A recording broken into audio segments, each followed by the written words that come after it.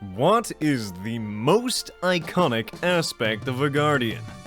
Is it their ability to shape the light into weapons and powers? Is it their unstoppable addiction to finding loot, no matter how many enemies must be slain to do so? Is it the unstoppable urge to do a little boogie before leaping off the tower edge to assert their dominance on gravity? And by association, physics, because that class still traumatizes you from school. Oh no, you're over it? You're fine? You healed? What's Newton's second law, bucko? Well, I think we're getting close. To me, the most interesting and iconic aspect of Guardians are their ability to come back to life after they die. It's an integral aspect of their character, religion, battle strategies, and even humor. But what if we didn't have this luxury? What if we played as a Guardian who didn't have any lives to spare? Now, what could this possibly mean? How and why could someone ever wish to play Destiny with such a restriction on the base principle of what makes a Guardian different from an insane kleptomaniac with many guns? To answer that, Guardians, I think it's time you sit back, relax, and make sure you have enough supplies for a long trip, hopefully, because I would like to welcome you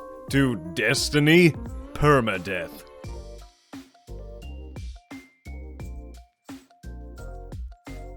Oh hey, I didn't see you there! Everyone give a big warm welcome to this sorry sack of rust right here. Yeah, this guy. Yeah, he's a new light, and yes, he's got a dent in his head, but come on, who has it nowadays, am I right? You are currently looking at the Titan who will be attempting this challenge run of Destiny. He's a Titan because you guys voted for it on a community post a long time ago. This was meant to come out of way earlier. So make sure you check them out to help me with any future choices I may have to make in this series. You can play a part in this story and become an accomplice in the murder of this sweet innocent boy. But I want to explain how this challenge works in as simple terms as I can. So here we go. Destiny, but dying bad. Okay, maybe I should explain it a little less simply. So, in this challenge run of the original Destiny, which is notoriously difficult, at least to me when I compare it to Destiny 2, I will be attempting to beat the entire base campaign without dying once, or die trying. I always wanted to say that. If I ever die in any way, even from my own grenade, sparrowing off an edge, or a jumping puzzle, my character is instantly deleted. And this Guardian's short, horrific, stressful life will come to a permanent closure. I am not allowed to use any level boosts, but sparrows and extra gear that does not affect my light level will be allowed, such as emblems and shaders. And horns, let's not forget about the horns! I also will not restrict myself to completing every mission and strike solo because I'm not a masochist. So if I am joined by someone or placed into a match-made fire team, that's totally fine. However, if I personally invite someone to join me for a particular difficult section, they might also share the permadeath rule at that point. But I don't even know if that will happen. I'm just laying out the rules here just so we all are on the same page moving forward. And last but not least, I want to survive! So if I find any ways of keeping this Guardian alive longer, without direct conflict, you can bet your ass I'll be hiding or running away. And yeah, this is a complete new light account, so I have nothing to infuse from any of my other Destiny accounts, to make this a true hardcore permadeath experience. And yeah, that pretty much sums up all the rules, but the main one you need to remember is that I have to get as far as I can without dying once. So this series might last 20 episodes, maybe it'll end in 2, heck, maybe this is the only video and I'll die really embarrassingly in the intro of the first mission. But who knows? I don't. I will also add my own narrative section to the ends of some videos to retell the experiences that this Guardian had throughout our epic journey. So make sure to stick around to the end of every episode if you want to hear the storytelling that will gradually unfold. And lastly, before we jump into the first mission and begin this epic challenge, if you do enjoy this, maybe throw me a cheeky subscribe and like and comment where you think I will die without looking ahead in the series when it releases more. I want to know your honest prediction of how far you think I will get as a mid-tier Destiny player who genuinely plays it for the story. Oh, and again, keep an eye on the community tab on my channel because I want to make this series as somewhat interactable for you guys as I can, so any decisions I want to make that might influence episode content will have your say through polls on the channel to influence my final decision. But now, we have all of this setup out of the way. We have our damaged Exo Guardian itching to start this journey, like no other. So I guess it's time to start Destiny PermaDeath. Eyes up, Guardians. Let's see how far we can get.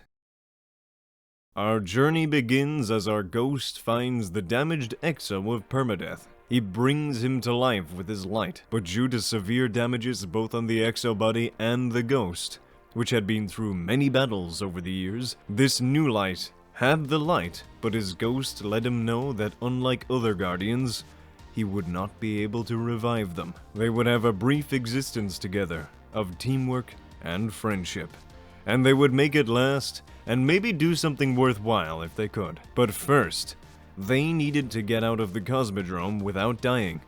Usually an easy task for most Guardians from here, but this might be more stressful than expected. Let's roll out. Here we are, at the very beginning of this new epic adventure. And by popular demand, you guys voted for Titan on the community post, so I guess that's what we're gonna be going with. I like Exos. Not gonna lie, so we're gonna go with Exos. And thus began a painstaking process that rivaled the construction of the pyramids, that rivaled the conception of the laws of thermodynamics, that lasted longer— oh, wait, we're done? And there we have it, there is PermaDeath himself. I think PermaDeath is quite handsome, and there's a little bit of damage to the old cranium as a little bit of a lore explanation as to why maybe it's PermaDeath. Let's start our journey of immense proportions. Let's start our— ooh, nostalgia! I feel like I just represented Bungie's dream player with that sentence. Oh, I love this cutscene. It's incredible. Starting out in Destiny, I remember things being quite difficult. So I really hope this doesn't end up being a one episode and done series, where I just die in the first intro mission for PermaDeath, because that'd be really awkward. I don't think that'll happen though. I think I'll be playing it very safe. Safety first, as they say. I will be making sure that I don't mess up any jumps. The fact that I'm on Titan and not Warlock actually will be interesting because I'm not 100% confident in Titan jumping for myself. However, I will try my best. I don't know why I said this. I'm not gonna deliberately throw. Live commentary mode Cyber needs some updates, such as the patch that nerfs the crippling depression debuff caused by the inability to own every Transformer figure ever produced. Watch your step. The idea of something coming and bringing rain where there shouldn't be rain is a really, like, awe-inspiring concept. It's so cool. Human lifespan. Whoa, I never noticed that. The diamonds that represent, like the order symbol of diamonds that represent the different planets in the solar system are the same kind of diamonds that represent the episodes. That's interesting. And the triangle thing flashes 3 times under Frontiers, like I said in that video, so I think we're gonna get 3 small Shadowkeep / Warmind size expansions with 3 new destinations next year. Call me crazy. Or, I think we're gonna get 2 new destinations and the Cosmodrome is gonna get expanded with the Plague Lands, and we're gonna get Wrath next year. I'm calling it now. Never take my advice for gambling. This aged like milk, but it's not exactly sour just yet. Theoretically, we could get 2 new locations, and a remastered Cosmodrome. It's not out of the possibility, although admittedly it is copium-fueled. Wrath of the Machine, however, yeah, someone must have filled my room with the funny gas while I was playing, because we all know that has permanently sea-vanished. I got a happy horn, hell yeah, baby! Oh yeah, I'm going to be getting new Grimoire cards and everything. This is a brand new account. Whoa, why am I getting all— why did I get an Inferno Crucible playlist card? What? The Cosmodrome. I still can't get over how, like, beautiful this looks, by the way. This is nearly 10 years old. In fact, it might be 10 years old now. It's insane! Like, obviously it looks a little bit dated, but it still visually looks awesome. It would be interesting if they ever wanted to update the New Light introduction to Destiny 2, if they made a brand new starting area. to coincide with the next saga. That could be interesting. Maybe your Guardian's resurrected on Mars or Venus or something. Maybe you can choose. Rah! Oh, it's more than possible, baby. There you are. Here I am. Oh, the trumpets. Eyes up, Guardian. Oh no, they're not trumpets, they're probably horns. We're alive. In our one life.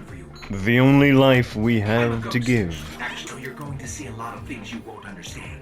That's fine, I'm used to it. I see things in Destiny 2 that I still don't understand. Goddamn egregore. He's in my brain! And so, without further ado, let us begin one of the most iconic first missions to a game of all time. Within the looter shooter's name that includes the word Destiny category. And surprisingly, it's not the best. Interesting that it starts you off with 5 power, I didn't actually notice that. We have to move. Oh, that's cool. I'd never heard that dialogue before if you just stand there. I didn't get you to just come die again. Oh, I sprint. I know what I'm doing, Bungie. You don't need to tell me about it. We are going to die out here. Yeah, I know. Trust me on this. We'll be safer inside. I know. I'm not trying to... Man, this is a really antagonistic start with this... with the ghost. Was the ghost always this panicked and vaguely confrontational? I think PermaDeath's ghost just doesn't like him. To be fair, the first thing he did once he was brought back to life was stand still for a few minutes, while his settings were changed in his brain, so that probably wasn't the best first impression. Quiet. They're right above You want me us. to be quiet? Sorry if you can hear the dogs. Hey, it's a Dreg! And it doesn't look like a House of Dusk Dreg. That's a nice change of pace. You know, they're starting to do it once again in Destiny 2, with the updated enemy factions. But having each destination in Destiny 1 have slightly different variants of the enemies themselves, with unique designs, was so cool! The Vex variations were the biggest example of this, and probably the most unique, with each time period having unique aesthetics. Destiny 2 at launch removed this, with genuine lore reasons admittedly, but we had to wait for Curse of Osiris to bring back some of the Vex variants, and then Warmind gave us some Frosty Hive, and then I think it was Shadowkeep had some unique spiky red hive, and then every expansion since then has included new unique variants of enemy factions, which is awesome, even with the Taken getting slightly altered designs in the final shape. And I'm super happy, as I think that through the episodes, the only factions yet to receive updates, being the Vex, the Scorn, and the Hive, are now getting them. So in Heresy, I will be shocked if there are not new cosmetically unique forms of Hive that also have small new gameplay abilities. Anyways, rant over. TLDR, Destiny 1 has cool cosmetic enemy variety. Let's continue. Oh, so this is where it really starts to get interesting. Let there be light. And let the light bring violence. Oh, that's a lot of violence. Oh god, okay. Slide! Hardcore Destiny has just begun. Of course I know how to use this thing. Oh, I still have my melee, okay. Watch for motion on the tracker.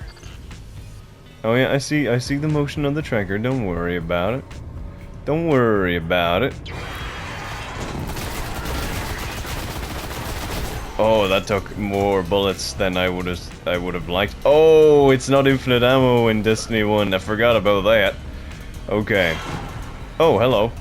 Oh my god, what is this? Hang on a minute. I'm actually gonna die from myself. What is the sensitivity? Luckily, I was able to increase my sensitivity up to the max, because without it, I would have been moving slowly. And I must never move slowly again. Not since last time. I wasn't fast enough. I'm sorry. I'm sorry! I know how to aim. Oh, I'm not good at it though, apparently. I need to stick it careful, obviously, because this is permadeath, but it might take me a while to actually kind of ease into that mindset. Hopefully not too long though, because I can't really afford to have any mistakes, because any mistakes leads to an instant end and deletion of the character. Alright, our first chest. Is it a shotgun for the Titan, I think? Let's see what's inside. Yes, it is. The Preacher. That's a great name for a shotgun, wow. About to spread the good word at high velocity. Amen, you alien assholes, amen. Oh, man, if I die to a trip mine, if that's how my story ends, I would be so sad. Oh, God. You can't jump scare me like that, that's not fair. Okay, oh, there's more. They're jumping around. Damn, okay, I am not as accurate with this as I want to be. And then the first boss. Whoa, that's cool. They don't spawn in like that anymore. I don't even know where you jumped from. This first mission really does feel like a kind of a tech demo kind of thing. Oh, what am I doing? Holy crap, I just noticed my health. Oh no! Oh, this is really bad. I forgot that I'm in PermaDeath.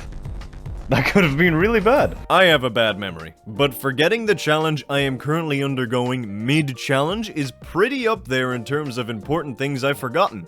So is my self-respect. Okay, PermaDeath is genuinely a thing that I have to keep considering, and I completely forgot about it. You trying to sneak up on me? What's going on here?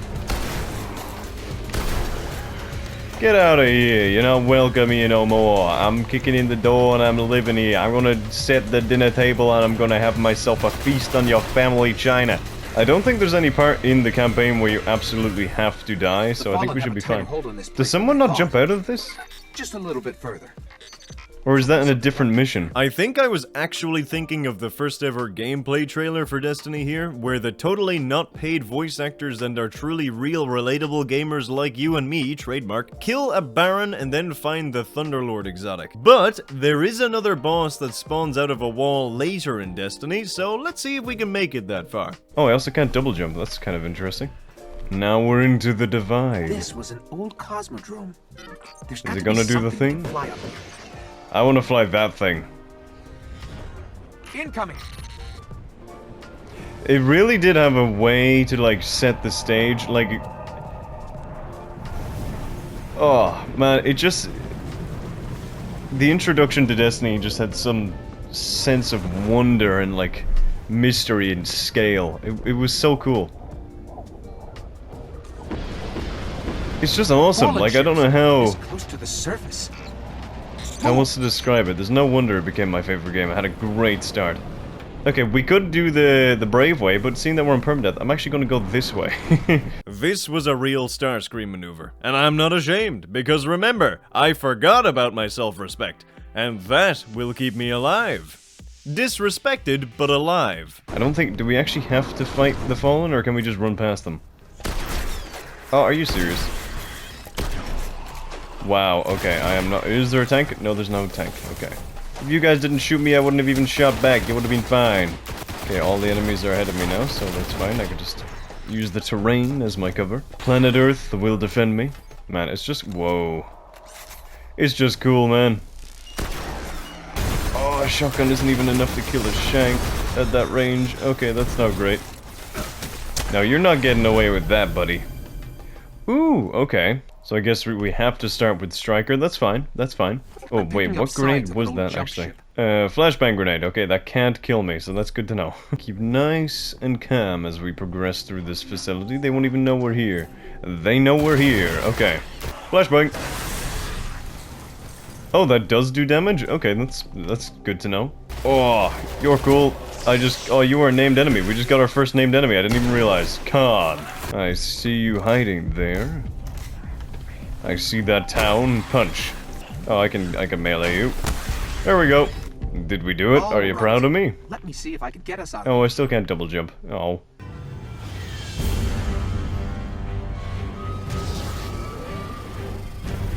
This is a great moment, but every single time I play it, I can never not hear, "I'm gonna call you Doug" from Turtle Guy and the Fire Team of Fools.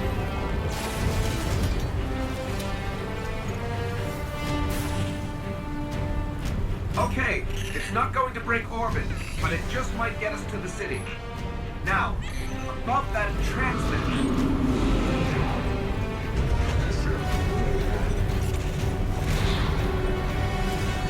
Bringing you in. Let's get out of here. Oh, that Fallen has a really cool design for no reason. Let's get you.